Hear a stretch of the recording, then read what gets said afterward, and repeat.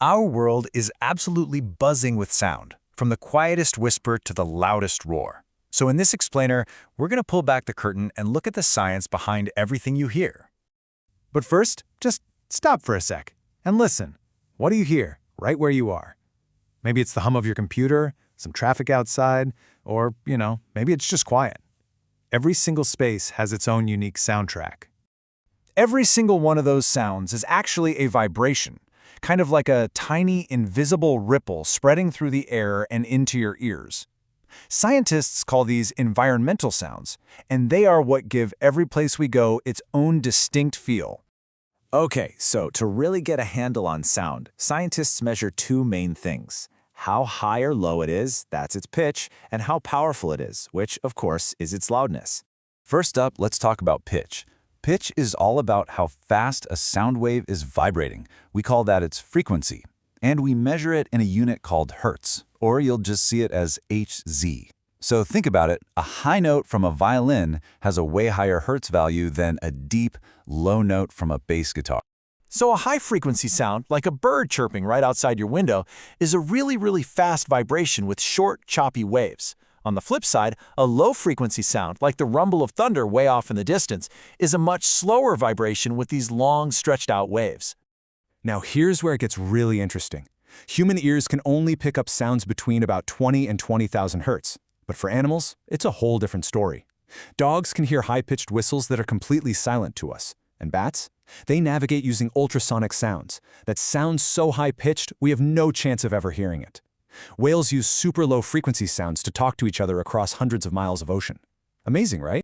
So that's pitch. The other big measurement is loudness. The intensity, or the sheer power of a sound wave, is measured in a unit called the decibel. You'll usually just see it written as dB.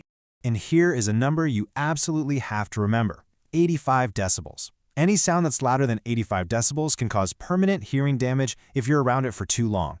That's exactly why it's so important to protect your ears at a loud concert or even when you're mowing the lawn. To put that into perspective, take a look at this. A quiet library is only about 30 decibels. Totally safe. Heavy city traffic? That gets you up to around 80. But a lawnmower can easily hit 90 decibels, which puts it right over that 85 dB safety line we just talked about. All right, now that we've got the basics of pitch and loudness down, let's see how they actually play out in the real world, starting with the sounds of nature.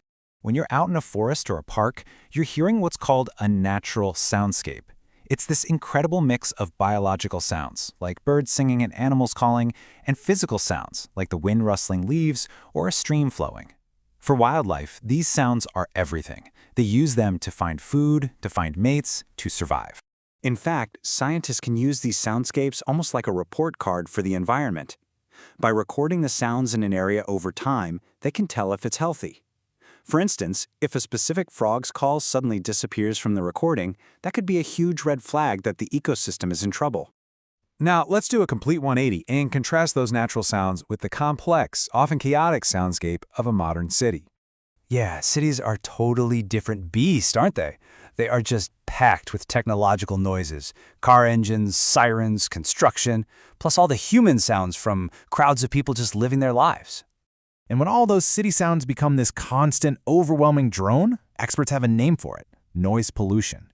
And it's not just annoying. This constant background noise can actually be really tiring and even harmful to our health over the long run. What makes it even worse is the city itself.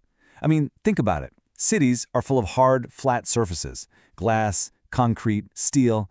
Sound waves don't get absorbed. They just bounce off everything, creating echoes and making the whole place feel way louder. So, since sound has such a massive impact on us, how do we actually manage it? How do we design our world to be a little quieter, a little more peaceful?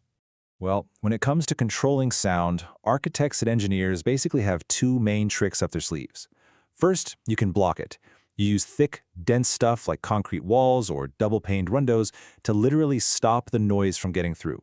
The second strategy is to absorb it. You use soft materials like carpets, curtains, or that special acoustic foam to just soak up the sound waves and kill those echoes.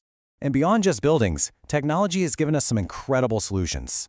Noise-canceling headphones are a perfect example. They create an opposite sound wave to literally cancel out the noise around you. It's brilliant. Engineers are also designing quieter jet engines and even creating sound-absorbing asphalt for roads. We even have apps on our phones now that can instantly measure decibel levels, so you know what you're being exposed to. So all of this brings us to one last thing to think about. Our world is definitely getting more crowded, and it's getting louder. With everything we've just talked about, how do we keep shaping our sound environments for the better? What do you think the future is going to sound like?